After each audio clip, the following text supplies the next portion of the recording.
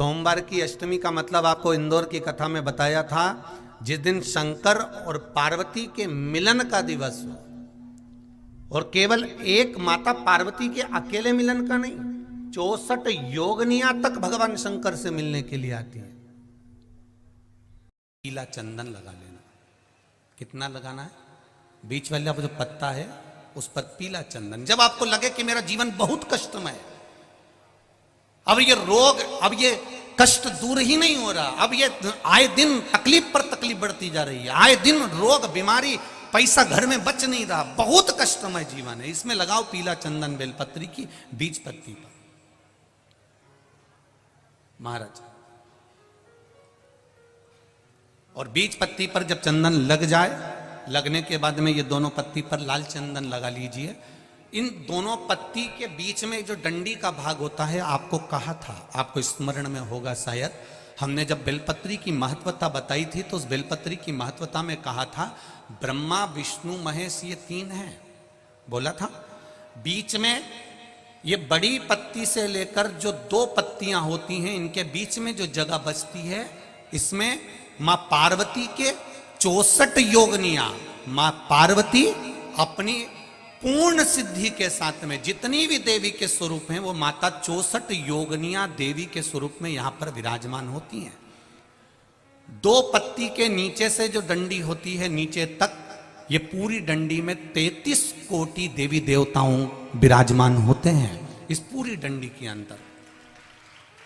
तो ये बीच वाली पत्ती है, ये जो बीच वाली पत्ती का जो भाग होता है, इस पत्ती के भाग में शहद का प्रयोग कर कर, यहां पीला चंदन, लाल चंदन, लाल चंदन, शहद का प्रयोग कर कर, इसी तरह से पकड़कर ये बेलपत्री की जो डंडी है वो अशुक सुंदरी पर जब आप समर्पित करें तो जहां से जल बहता है उस ओर पर इस पत्ती को चढ़ाकर केवल आपके हृदय की बात कहकर देवाधिदेव महादेव से कोई भी शिव जी का मंत्र, पंचाक्षर नमः शिवाय, षडाक्षर ओम नमः शिवाय, श्री शिवाय नमस्तुभ्यम, या महामृत्युंजय मंत्र, जो शिव का मंत्र हो आपके पास में, उसको बोलते हुए देवाधिदेव महादेव को धीरे धीरे जल की धार चढ़ाना प्रारंभ करो।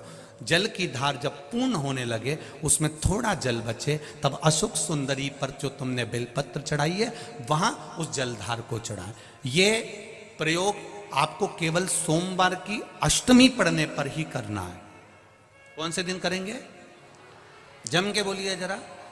सोमवार की अष्टमी पढ़ने पर यह प्रयोग करें और जल चढ़ाकर बाबा से विनती कर कर उसी बेलपत्र को वापस उठाकर कहीं जलाशय में या किसी पेड़ के नीचे विसर्जन कर दें और एक लोटा जल वहां भी चढ़ा दें। बस निवेदन कर कर आ जाइए, मेरा बाबा 3 माह के अंदर हाथ जरूर पकड़ेगा और आपको दलदल से बाहर निकाल देगा। एक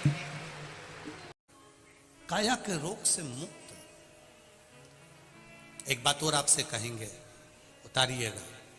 जिसके शरीर में सफेद चमड़ी पड़ने लगती है, चर्म रोग हो जाता है, या चेहरे पर आंख के पास में पूरा कालापन आ जाता है, उसको हमेशा याद रखना है, लाल चंदन का लेपन पीपल के पत्ते पर करिए। काय पर करना है?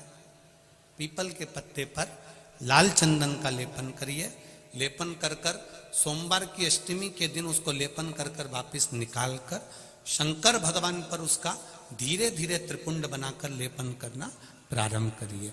जब आप त्रिपुंड बनाकर लेपन करना प्रारंभ करें, उसके बाद उस चंदन को जो सोमवार की अष्टमी है तब निकाल कर लिया है और निकाल कर लाकर उसको डब्बी में रख लें। उस चंदन का प्रयोग चर्म रोग के स्थान पर थोड़ी थोड़ी मात्रा में करना प्रारंभ करें, पानी के साथ मिलाकर। परंतु उस चंदन को केवल 6 से 7 दिन में प्रयोग करिएगा, ज्यादा नहीं।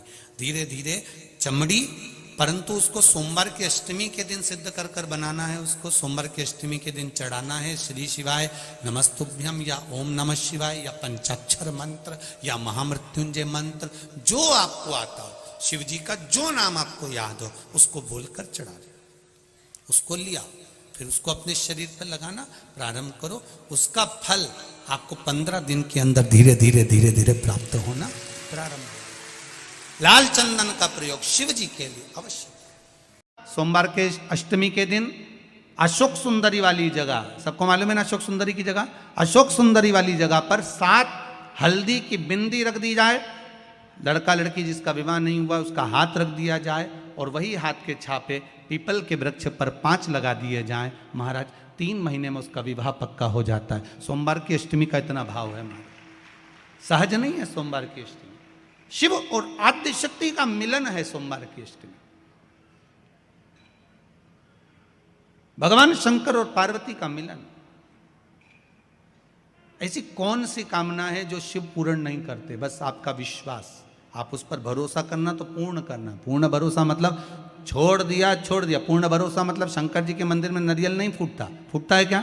नहीं, क्योंकि पूर्ण समर्पित होता है। शिव जी को आधा चावल का दाना भी नहीं चढ़ता, पूर्ण चढ़ाई है। शिव जी को आधा फल नहीं चढ़ता, पूर्ण चढ़ता है। श्रीफल भी चढ़ेगा तो पूर्ण चढ़ेगा। शंकर भगवान के पास में आधे का कोई काम नहीं है, उनको पूर्ण समर्पण चाहिए। आपका पूर्ण समर्पण। बहुत तकलीफ है और नहीं हो रहा काम, बहुत दिनों से लगे हो नहीं हो रहा, हरा मूंग ले जाओ। मूंग के दाने तो रहते हैं घर में, केवल 31 मूंग के दाने लेकर जाइए, 31 चावल के दाने लेकर जाइए और 31 ही बेलपत्र लेकर जाइए। जिस दिन सोमवार की अष्टमी हो, कौन से दिन?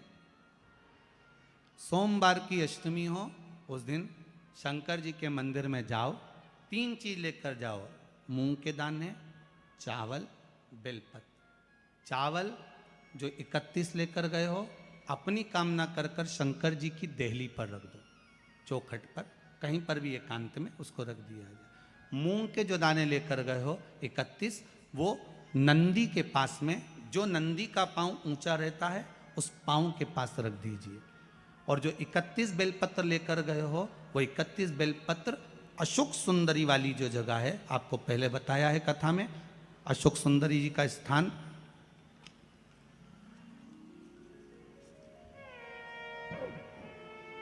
धारी, जहां से पानी बहता है, उसके बीच में एक मोटी सी लाइन होती है, जो शंकर भगवान की छोटी लड़की अशोक सुंदरी का स्थान है।